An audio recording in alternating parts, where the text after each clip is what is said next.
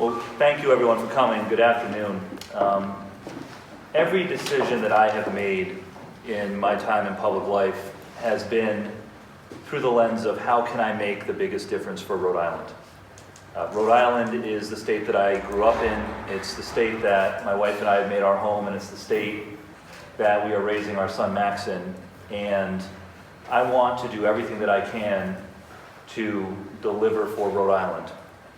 And after a long week of deliberating on it, I've come to the conclusion that the way that I can deliver best for the people of Rhode Island is as a member of Congress in the Second Congressional District. We are living in a very challenging and dangerous time. The Republicans in Washington are trying to turn back the clock on voting rights, on democracy, on women's rights, on workers' rights, and I am ready to be a part of that fight on behalf of Rhode Islanders. That fight to defend our democracy, to stand up for working people, and to deliver resources to the state of Rhode Island. I want my son Max to grow up in a democracy like I grew up in, and that is on the line in this election. Make no mistake about it, what is happening in Washington right now is serious, and we cannot take the risk that a Republican represent Rhode Island in the United States Congress, not in this cycle, not in this of all years. That is why, after a very tough week of deliberating on it, I have decided to run for Congress. I want to thank Congressman Langevin for his decades of excellent service to the state of Rhode Island in the Congress and before that in the State House. I want to thank him for delivering for Rhode Island time and time again, and I hope to continue in his tradition of delivering for the state. And I want to thank everyone who has supported me through my political career up until this point. I ask for your support once again, not for myself, but for this greater cause to keep this seat in Democratic hands, to defend our democracy, and to deliver for working people in Rhode Island and across the country.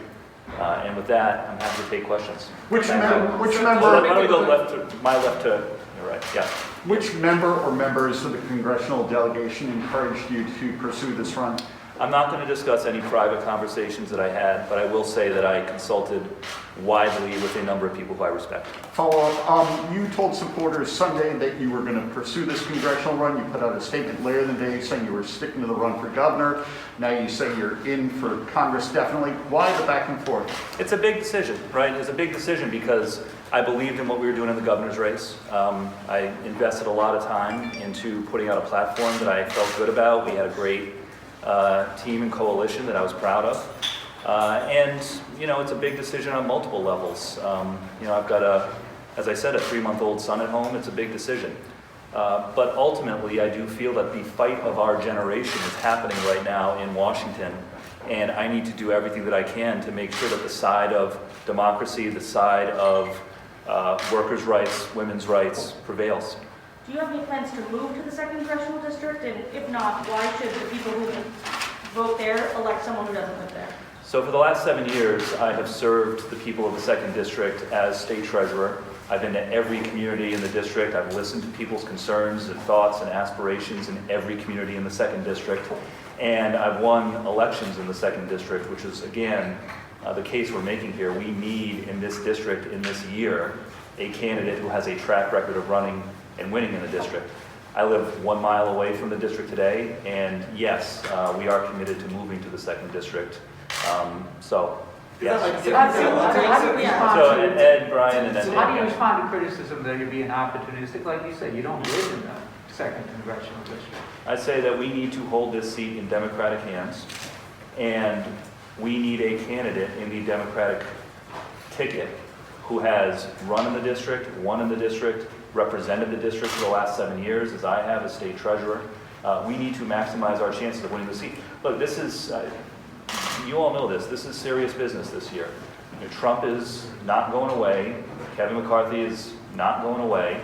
This is a year that the pundits say could be a year when Republicans are on the offensive nationally.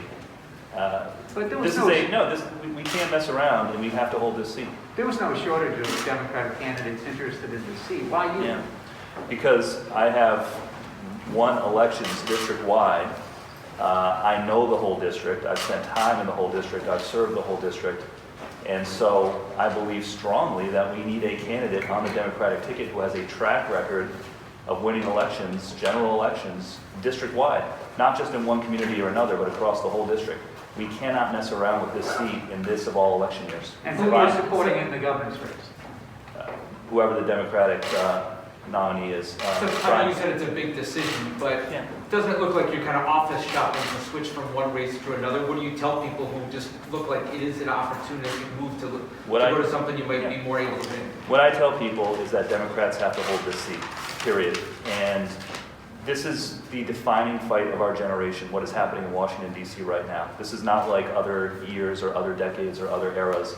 We all have to be all in to make sure that Donald Trump and Kevin McCarthy and the Republicans in Washington don't turn back the clock in our democracy, and so we have to maximize our chances of winning this seat. And So just to why are follow you up to that clarify guy? what Why are Gary you- Steph asked, sorry, just to clarify with Dave, did you say you would move only if you win into the district, or would you move beforehand during? Well, we're committed to moving. I can't put an exact timeline on it. We're going to look at houses. We're going to see, what we find, how soon we find it, but we are committed to doing it. Why are you I that? said Dan next and then Steve. Yeah, just to kind of ask a little bit different version of the question that Ian asked. I know you don't want to talk about sort of who you talk to, but I mean, can you just put into context sort of what the last couple of days have been like as you've thought about this? I imagine it must be a little bit agonizing, right? Yeah. I mean, look, it's been a very hard decision. But what it ultimately came down to for me is where can I have the most impact for Rhode Islanders?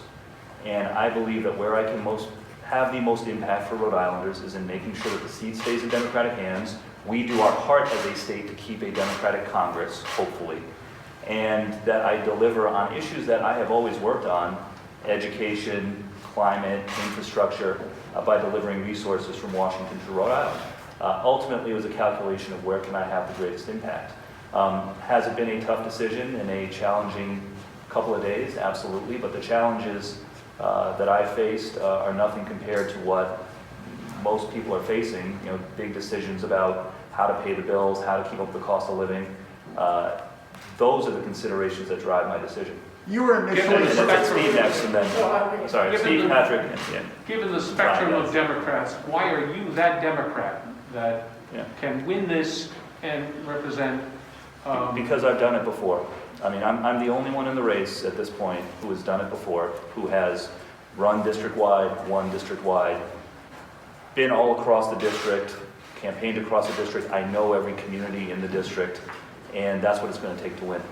Patrick? Did your poll numbers in the governor's race really make this decision? No, we haven't done a poll in the governor's race in many months. How are you doing? How are you doing? How do you think you were doing? I think we were doing well. I mean, look, I'm pretty proud of the fact that we had a broad coalition of supporters, that we had I think, very robust and progressive platform that we put forward. I'm proud of that.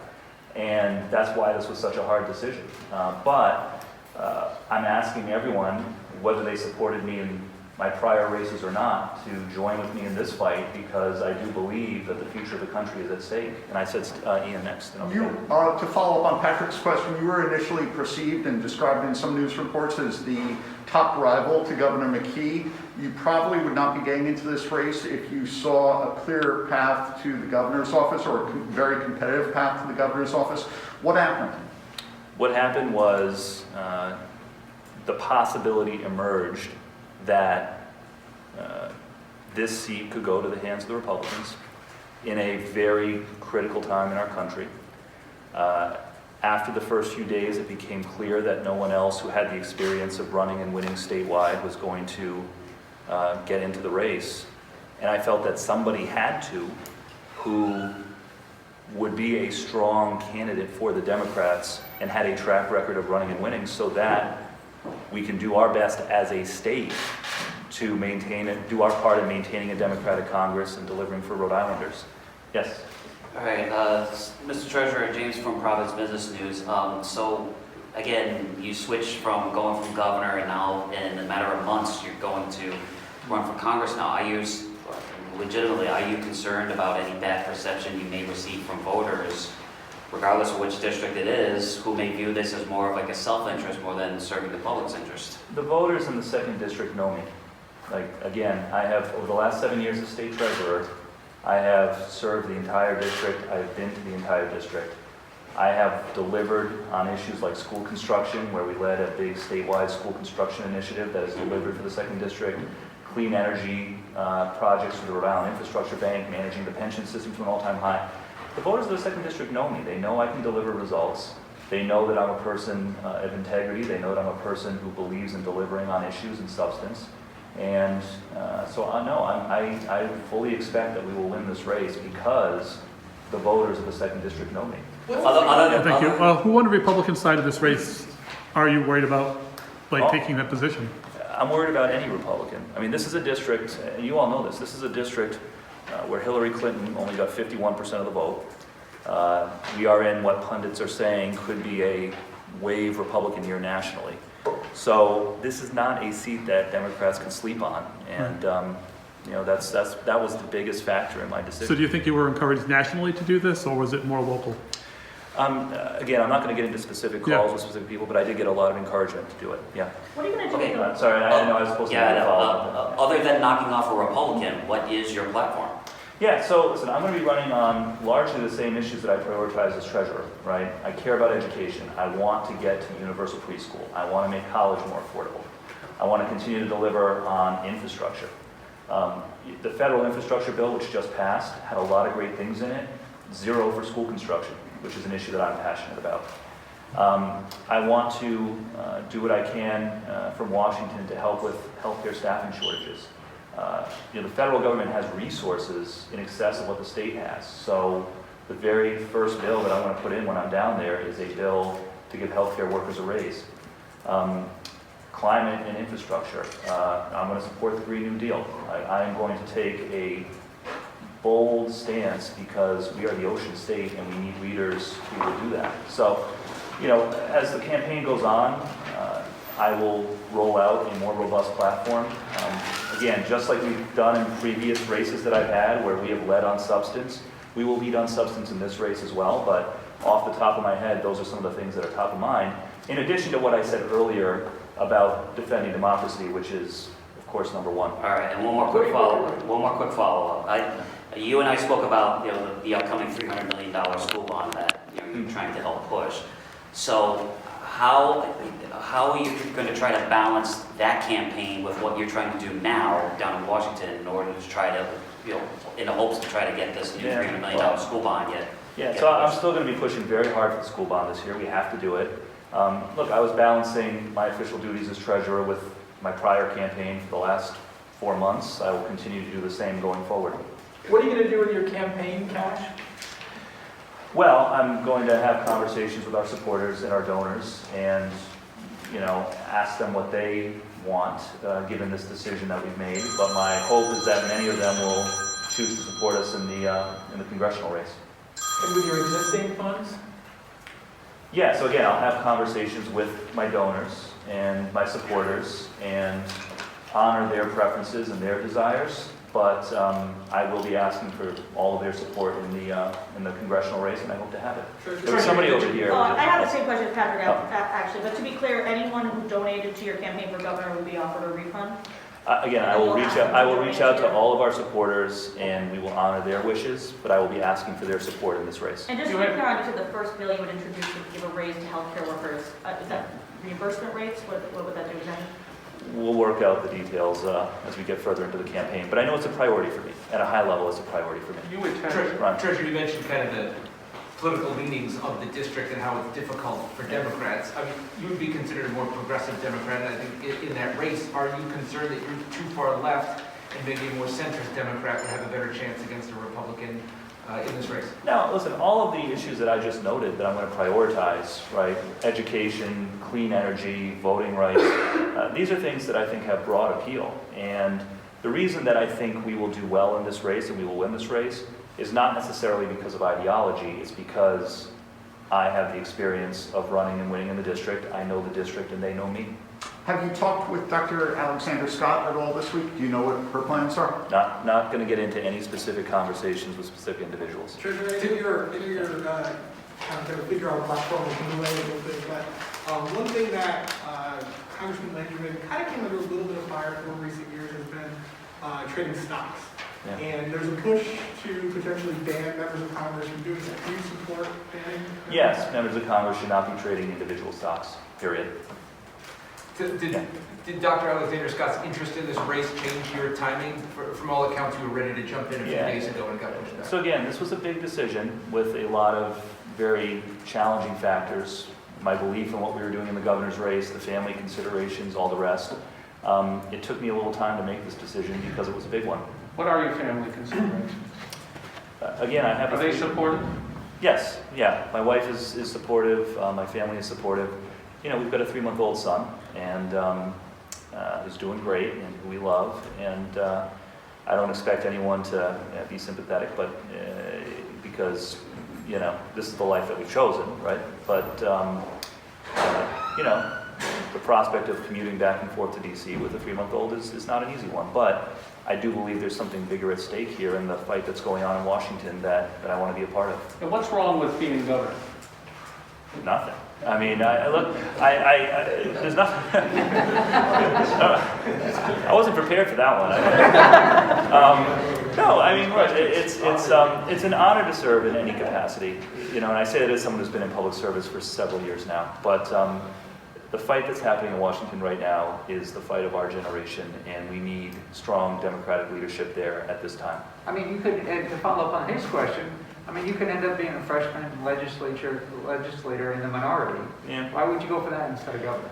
I will say, without getting into specific conversations with specific individuals, part of my diligence was I did talk to a number of members of Congress, not just the Rhode Island delegation, but others. And one of the things that interested me is that almost half of the current members of the House of Representatives have been there less than 6 years. Congress is actually skewing younger. And so I actually think this could be an interesting time over the next few years in the House where there will be a new generation of leadership coming up that can bring some new ideas, fresh perspectives, and I look forward to being a part of that. You're going to join the squad. You know, I don't know what the draft is like. I don't know how that process works. How old are you? I'm 38. Yeah. Time for Nancy Pelosi to hand over the gavel? Let's win this election, but I have a tremendous well of respect for Nancy Pelosi. I mean, she is, I don't know her personally, but as an observer, I think she's one of the savviest politicians in the country, and I think we're very lucky to have her as Speaker. Any other questions? All right. Thank you you all very much. I appreciate your patience. Where are you going today? Where are you going after this? I think I'm going to take a nap, but then we're going to get to work. No, I'm kidding. I'm going, now I'm going to do some Zooms with my reporters, my supporters, and walk them through what I just walked you through, why we made this decision, why it's important, and ask for their support. So we're going to do a series of Zooms with people who've been supportive of me through the years. Thank you. All right. Thank you all.